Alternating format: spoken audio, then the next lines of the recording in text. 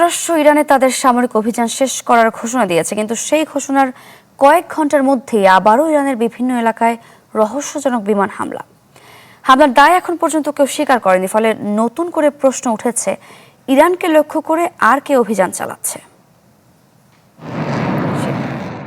খামেনির দাফনের প্রস্তুতির মধ্যেই দক্ষিণ ইরানের বুশাহের, সিস্তান, বেলুচিস্তান, আহভাজ, চাবাহার সহ কয়েকটি এলাকায় বিস্ফোরণ ও বিমান হামলা। ইরানে মার্কিন সেন্ট্রাল কমান্ডের অভিযান শেষ করার ঘোষণা দেওয়ার পরও এসব হামলা হয়, কিন্তু পরবর্তীতে হামলাগুলোর বিষয়ে কোনো মন্তব্য করেনি ওয়াশিংটন। এদিকে নতুন হামলার জবাবে বাহরাইন, জর্ডান, কুয়েত ও কাতারের দিকে ক্ষেপণাস্ত্র ছোড়ে ইরান। কুয়েতে অন্তত একজন আহত হওয়ার খবর পাওয়া গেছে। মার্কিন প্রেসিডেন্ট ডোনাল্ড ট্রাম্প জানিয়েছেন, অন্তর্বর্তী যুদ্ধবিরতি কার্যত শেষ হলেও স্থায়ী সমাধানের লক্ষ্যে ইরানের সঙ্গে আলোচনা চালিয়ে যাবে যুক্তরাষ্ট্র।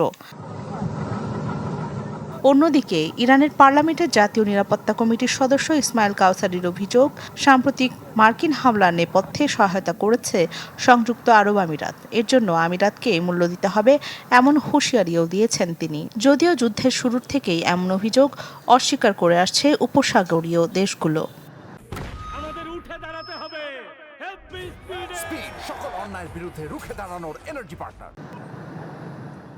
ইরান যুক্তরাষ্ট্র উত্তেজনার আরেকটি কেন্দ্র হয়ে উঠেছে হরমুজ প্রণালী। বিশ্বের জ্বালানি পরিবহনের অন্যতম গুরুত্বপূর্ণ এই নৌপথের একক নিয়ন্ত্রণ দাবি করছে ইরান।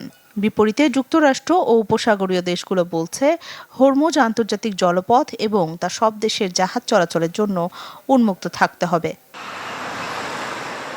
এদিকে ইসরায়েলের প্রতিরক্ষামন্ত্রী ইসরায়েল কাটজ জানিয়েছেন, প্রয়োজন হলে আবারও ইরানের বিরুদ্ধে সামরিক অভিযান চালাতে প্রস্তুত রয়েছে তাদের বাহিনী। সব মিলিয়ে যুদ্ধবিরতির আলোচনা চললেও মধ্যপ্রাচ্যের পরিস্থিতি এখনও অত্যন্ত অস্থির।